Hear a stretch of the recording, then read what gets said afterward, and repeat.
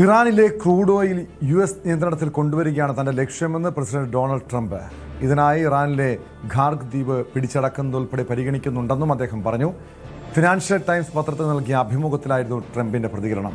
എന്നാൽ US കരയുദ്ധത്തിന് മുതിർന്നാൽ Persian ഉൾക്കടലിലെ സ്രാവുകൾക്ക് ഭക്ഷണമാകുമെന്ന് Iran സൈനിക വക്താവ് ഇബ്രാഹിം സോൽഫഖാരി മുന്നറിയിപ്പ് നൽകി. ഇതിനിടെ ഏഷ്യൻ വിപണിയിൽ ഇന്ന് വലിയ ഇടിവാണ് രേഖപ്പെടുത്തിയത്. അതേസമയം ക്രൂഡ് ഓയിൽ വില വർദ്ധിച്ചിട്ടുണ്ട്. വിവരങ്ങളുമായി അജയ് സുധാ ബിജു ചേരുന്നു. അജയ്, നേരത്തെ ഇറാനിലെ പരമോന്നത നേതാവാക്കാൻ തന്നെ ഇറാനിലെ ചില ആളുകൾ തന്നെ ക്ഷണിച്ചിട്ടുണ്ട് എന്ന രീതിയിലുള്ള പ്രസ്താവനകൾ നടത്തിയിട്ടുള്ള ട്രംപ് ഇപ്പോൾ ഇറാനിലെ ക്രൂഡ് ഓയിൽ നിയന്ത്രണം US-ന്റെ പരിധിയിലേക്ക് കൊണ്ടുവരാൻ താൻ നീക്കം നടത്തും, അതാണ് തൻ്റെ ലക്ഷ്യമെന്ന രീതിയിലുള്ള പ്രകോപനപരമായിട്ടുള്ള പ്രസ്താവനയാണ് ട്രംപിൻ്റെ ഭാഗത്തുനിന്ന് ഉണ്ടായിരിക്കുന്നത്. എന്താണ് ട്രംപിൻ്റെ ലക്ഷ്യം? ട്രംപിൻ്റെ ഉദ്ദേശം എന്താണ്?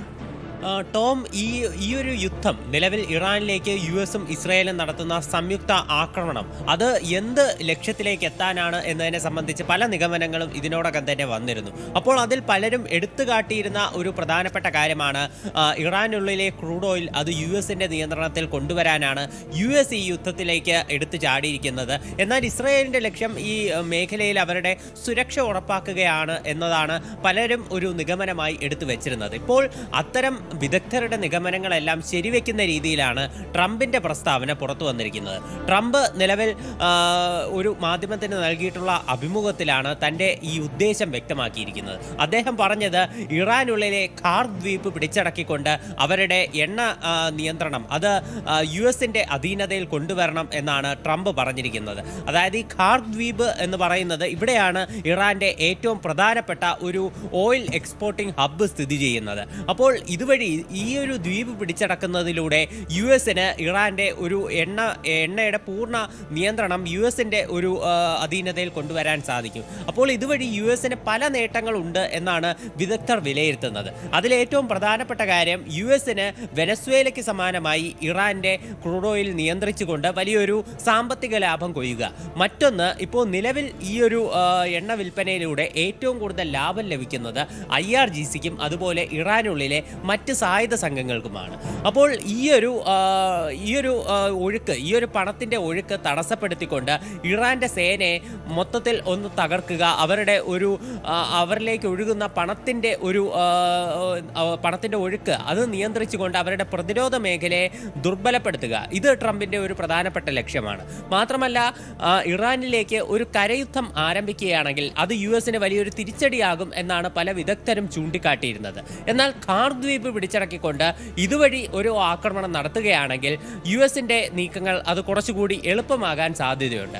അപ്പോൾ ഇതുകൂടി US-ന്റെ ലക്ഷ്യമായി പലരും ചൂണ്ടിക്കാട്ടുന്നുണ്ട്. എന്നാൽ ട്രംപ് നിലവിൽ ഈ ഒരു ദ്വീപ് പിടിച്ചടക്കി ഈ ഇറാനിലുള്ള ക്രൂഡ് ഓയിലിന്റെ വിതരണം അത് US-ന്റെ അധീനതയിൽ കൊണ്ടുവരികയാണ് തൻ്റെ ലക്ഷ്യമെന്നാണ് ട്രംപ് നിലവിൽ വ്യക്തമാക്കിയിട്ടുള്ളത്. മറ്റു കാര്യങ്ങളൊന്നും അദ്ദേഹം നിലവിൽ സൂചിപ്പിച്ചിട്ടില്ല.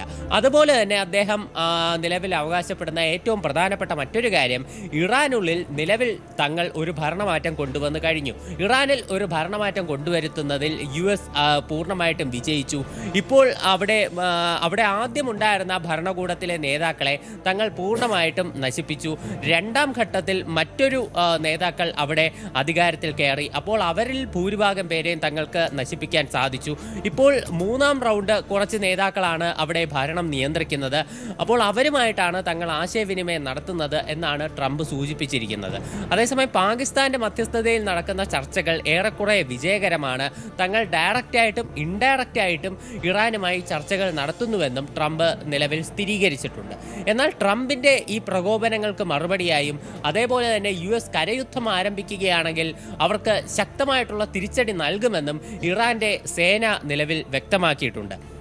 അവരുടെ സൈനിക വക്താവായിട്ടുള്ള ഇബ്രാഹിം സോൽഫഖാരി അദ്ദേഹം പറഞ്ഞിട്ടുള്ള ഒരു കാര്യമെന്ന് പറയുന്നത് US സൈനികർ കരയുദ്ധത്തിന് മുതിർന്നാൽ അവർ പേർഷ്യൻ ഉൾക്കടലിലുള്ള സ്രാവുകൾക്ക് ഭക്ഷണമായി തീരും എന്നതാണ് ഒരു വലിയ ഭീഷണി എന്ന് പറയുന്നത്. അതുമാത്രമല്ല, ഇറാൻ്റെ പാർലമെൻറ്റ് സ്പീക്കറായിട്ടുള്ള സ്പീക്കറും ഇപ്പോൾ വലിയൊരു ഭീഷണി ഇപ്പോൾ US-നെതിരെ ഉന്നയിക്കുന്നുണ്ട്. അദ്ദേഹം പറയുന്നത് US രഹസ്യ പരസ്യമായി ഒരു സൈനിക നീക്കം നടത്തുന്നു. അതാണ് കാരണം കഴിഞ്ഞ ദിവസം തന്നെ ഇറാൻ വ്യക്തമാക്കിയതാണ് കരയുദ്ധത്തിന് തങ്ങൾ തയ്യാറാണെന്ന്. മാത്രമല്ല US കരയുദ്ധത്തിന് മുതിർന്നാൽ വലിയ രീതിയിലുള്ള തിരിച്ചടി ഉണ്ടാകും എന്ന രീതിയിലുള്ള ഇറാൻ്റെ പ്രസ്താവന അത് ഒരു പ്രകോപനമായി ട്രംപ് കാണുമോ, അല്ലെങ്കിൽ അത് ട്രംപിൻ്റെ ഭാഗത്ത് അതിനുശേഷം എന്തെങ്കിലും പ്രതികരണം ഉണ്ടായിട്ടുണ്ടോ? ഈ ഇറാൻ്റെ വെല്ലുവിളി ഏറ്റെടുത്തുകൊണ്ട് അമേരിക്ക മുന്നോട്ട് പോയാൽ സ്ഥിതി കൂടുതൽ രൂക്ഷമാകില്ലേ? നിലവിൽ ഇതിൻ്റെ ഒരു തുടർ പ്രതികരണങ്ങൾ ട്രംപിൽ നിന്നും ഉണ്ടായിട്ടില്ല. അത് ഉടൻ തന്നെ ഉണ്ടാകുമെന്ന് തന്നെയാണ് പലരും പ്രതീക്ഷിക്കുന്നത്. ചിലപ്പോൾ നാളെ, ഇന്ത്യൻ സമയം നാളെ ആയിരിക്കും ഇതിൻ്റെ കൂടുതൽ വിശദാംശങ്ങൾ നമുക്ക് ലഭ്യമാവുക.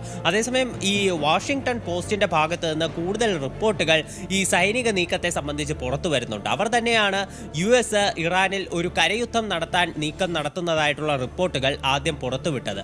ഇപ്പോൾ അതിനെ സംബന്ധിച്ച് അവർ കൂടുതൽ വിവരങ്ങൾ പുറത്തുവിടുന്നത് US ഈ കരയുദ്ധത്തിലൂടെ പ്രധാനമായിട്ടും ലക്ഷ്യമിടുന്നത് ഇറാനിനുള്ളിലെ സമ്പുഷ്ടീകരിച്ച യുറേനിയം പിടിച്ചടക്കുക എന്നതാണ്. ഏതാണ്ട് 1000 പൗണ്ട് സമ്പുഷ്ടീകരിച്ച യുറേനിയം ഇറാനുള്ളിൽ ഉണ്ട് എന്നാണ് US വിലയിരുത്തുന്നത്. അപ്പോൾ ഈ ഒരു യുറേനിയം പിടിച്ചടക്കിക്കൊണ്ട് ഇറാന്റെ ആണവ പദ്ധതികളെ പൂർണ്ണമായിട്ടും തകർക്കുക, ഇതാണ് USന്റെ ലക്ഷ്യമെന്നാണ് പല വിദഗ്ധരും ചൂണ്ടിക്കാട്ടുന്നത്. അതുപോലെ തന്നെ ഇപ്പോൾ ഇറാൻ നേരത്തെ തന്നെ ഉന്നയിച്ചൊരു കാര്യമാണ്, ഇറാൻ ഒരു ആണവായുധം നിർമ്മിക്കുന്നില്ല, അവർ സമാധാനപരമായിട്ടുള്ള മറ്റ് പരീക്ഷണങ്ങൾക്ക് വേണ്ടിയിട്ടാണ് ആണവോർജം ഉപയോഗിക്കുന്നത് എന്നാണ് ഇറാൻ ഇതിനു മുൻപേ പറഞ്ഞിരുന്നത്. എന്നാൽ ഇത്തരത്തിൽ ഈ ആണവ സമ്പുഷ്ടീകരിച്ച യുറേനിയം അത് ഇറാന്റെ കയ്യിലുള്ളത്, അത് എപ്പോൾ വേണമെങ്കിലും ഒരു ആണവായുധത്തിലേക്ക് അവരെ എത്തിക്കാനുള്ള സാധ്യത അത് US ഒരിക്കലും തള്ളിക്കളയുന്നില്ല. അപ്പോൾ ഇതുകൊണ്ട് തന്നെ ഒരു കരയുദ്ധം ആരംഭിച്ചുകൊണ്ട് ഈ യുറേനിയം കൈക്കലാക്കുക, അത് USന്റെ ഒരു പ്രധാനപ്പെട്ട ലക്ഷ്യമാണ്.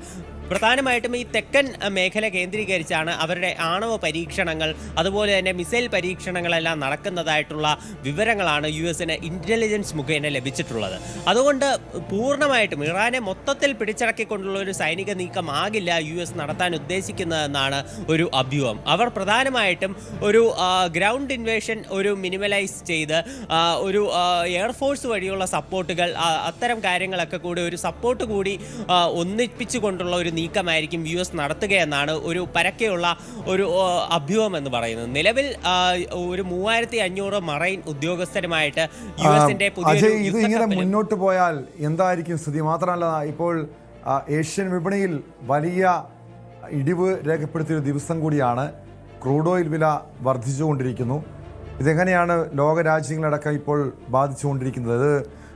ഈ വിപണിയൊക്കെ ഇനി തിരിച്ചു വരാനുള്ള അല്ലെങ്കിൽ ഒരു സാധ്യതയുണ്ടോ?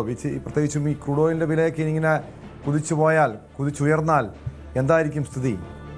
അത് തീർച്ചയായിട്ടും വലിയൊരു വെല്ലുവിളി തന്നെയാണ്. ഇപ്പോൾ കഴിഞ്ഞ ദിവസം ഞായറാഴ്ചയായിരുന്നു, മാർക്കറ്റ് അവധിയായിരുന്നു. അതിനുശേഷം തിങ്കളാഴ്ച ഇന്ന് വീണ്ടും പല ഏഷ്യൻ മാർക്കറ്റുകളും റീഓപ്പൺ ചെയ്തതിന് ശേഷമാണ് ഈ ഇപ്പോൾ സ്റ്റോക്ക് മാർക്കറ്റിൽ ഉൾപ്പെടെ ഇത്ര വലിയൊരു ഇടിവ് രേഖപ്പെടുത്തിയത്. ക്രൂഡ് ഓയിലിൻ്റെ വിലയിലും വർധനവ് ഉണ്ടായിട്ടുണ്ട്.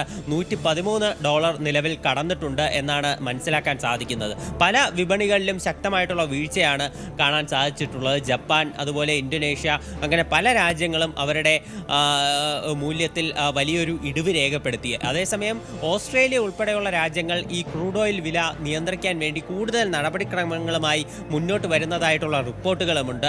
ഓസ്ട്രേലിയ അവർ ഇപ്പോൾ ഇന്ത്യക്ക് സമാനമായിട്ട് ഈ എക്സൈസ് ചാർജ് വലിയ രീതിയിൽ കുറച്ചിട്ടുണ്ട്. അപ്പോൾ ഇതുവഴി എണ്ണവില നിയന്ത്രിക്കാൻ തന്നെയാണ് അവർ ലക്ഷ്യമിടുന്നത്. അവരുടെ രാജ്യത്ത് ഈ ക്രൂഡ് ഓയിൽ വിലയിലുണ്ടായിട്ടുള്ള മാറ്റം കാരണം ഏതാണ്ട് 30% എണ്ണവില വർദ്ധിച്ചതായിട്ടുള്ള റിപ്പോർട്ടുകളൊക്കെ വന്നിരുന്നു. അപ്പോൾ ഇത് ഒന്ന് നിയന്ത്രിച്ച് നിർത്തി സാധാരണക്കാരെ സഹായിക്കുകയാണ് അവരുടെ ഇപ്പോൾ ഓസ്ട്രേലിയൻ സർക്കാരാണെങ്കിലും ലക്ഷ്യമിടുന്നത്. അപ്പോൾ ഇതിൻ്റെ ഭാഗമായിട്ട് ഈ എക്സൈസ് ഡ്യൂട്ടി ഉൾപ്പെടെ കുറയ്ക്കുന്ന സാഹചര്യവും ഉണ്ടായിരുന്നു. എന്തായാലും യുദ്ധം ഇപ്പോഴും ശക്തമായി തന്നെ തുടരുകയാണ്. ഇപ്പോൾ ഇസ്രായേലിലേക്ക് ഇറാൻ കൂടുതൽ മിസൈലുകൾ ഉൾപ്പെടെ തൊടുത്തുവിട്ടതായിട്ട് അവരുടെ പ്രതിരോധ സേന വ്യക്തമാക്കിയിട്ടുണ്ട്. അതുപോലെ തന്നെ ഹൂതി വിമതരുടെ ഭാഗത്ത് നിന്നുള്ള ഡ്രോൺ ആക്രമണവും ശക്തമാണ്. ഈ ഡ്രോൺ ആക്രമണത്തെ ഉൾപ്പെടെ പ്രതിരോധിച്ചതായിട്ടാണ് ഇസ്രായേൽ ഇസ്രയേലിൻ്റെ പ്രതിരോധ സേന നൽകുന്ന വിവരമെന്ന് പറയുന്നത് തെക്കൻ ലെബനനിലുള്ള കൂടുതൽ പ്രദേശങ്ങൾ തങ്ങളുടെ അധീനതയിലാക്കിയെന്ന് ഇസ്രയേൽ വീണ്ടും അവകാശപ്പെടുന്നുണ്ട്. കഴിഞ്ഞ ദിവസം അവിടെയുള്ള കൂടുതൽ പ്രദേശങ്ങൾ ബഫർ സോണിൽ കൊണ്ടുവന്നു എന്ന് പറഞ്ഞപ്പോൾ തന്നെ അവിടെയുള്ള ലെബനൻ സർക്കാരിൻ്റെ ഭാഗത്തു നിന്ന് കടുത്ത പ്രതികരണമുണ്ടായിരുന്നു. ഇപ്പോൾ വീണ്ടും കൂടുതൽ പ്രദേശങ്ങൾ അധീനതയിലാക്കി എന്ന് ഇസ്രയേൽ അവകാശപ്പെടുകയാണ്. ഇതിനിടെ 6 സൈനികർക്ക് തെക്കൻ ലെബനനിൽ വെച്ച് തന്നെ ഹിസ്ബുള്ളയുടെ ആക്രമണത്തിൽ പരിക്കേറ്റതായിട്ടുള്ള വിവരങ്ങളും പുറത്തു വരുന്നുണ്ട്. ഇപ്പോൾ ഇസ്രയേലിനുള്ളിൽ വടക്കൻ ഇസ്രയേലിലേക്ക് ഹിസ്ബുള്ള മറുപടിയായിട്ട് തങ്ങളുടെ ആക്രമണം ശക്തമാക്കിയിട്ടുണ്ട്. കഴിഞ്ഞ ദിവസങ്ങളിൽ ഉൾപ്പെടെ ഇവിടേക്ക് ഈ ഹിസ്ബുള്ള ഗ്രൂപ്പ് കൂടുതൽ ആക്രമണം നടത്തിയിരുന്നു. ഇപ്പോൾ അത് കൂടുതൽ കടുപ്പിച്ചിരിക്കുന്നതായിട്ടാണ് റിപ്പോർട്ടുകൾ സൂചിപ്പിക്കുന്നത്. ഇറാനുള്ളിലേക്ക് ഇസ്രയേൽ നടത്തുന്ന ആക്രമണങ്ങളും ശക്തമാണ്. ടെഹ്റാനിലടക്കം നിരവധി സ്ഫോടന ശബ്ദങ്ങൾ കേട്ടതായിട്ട് റിപ്പോർട്ടുകളുണ്ട്. പശ്ചിമേഷ്യയിലുള്ള വിവിധ രാജ്യങ്ങളിലേക്ക് ഇറാന്റെ മിസൈൽ ആക്രമണവും രൂക്ഷം തന്നെയാണ്. കുവൈറ്റിൽ ഒരു തമിഴ്നാട് സ്വദേശി കൊല്ലപ്പെട്ടു എന്നുള്ള ഒരു റിപ്പോർട്ടുകളും പുറത്തു വരുന്നുണ്ട്. അതുപോലെ UAE ഉൾപ്പെടെ നിരവധി മിസൈലുകളെ പ്രതിരോധിച്ചതായിട്ട് അവർ വാർത്താക്കുറിപ്പും പുറത്തിറക്കിയിട്ടുണ്ട്. വ്യക്തമാണ്. അജയ് സുധ ബിജുവാണ് വിവരങ്ങൾ നൽകിയത്.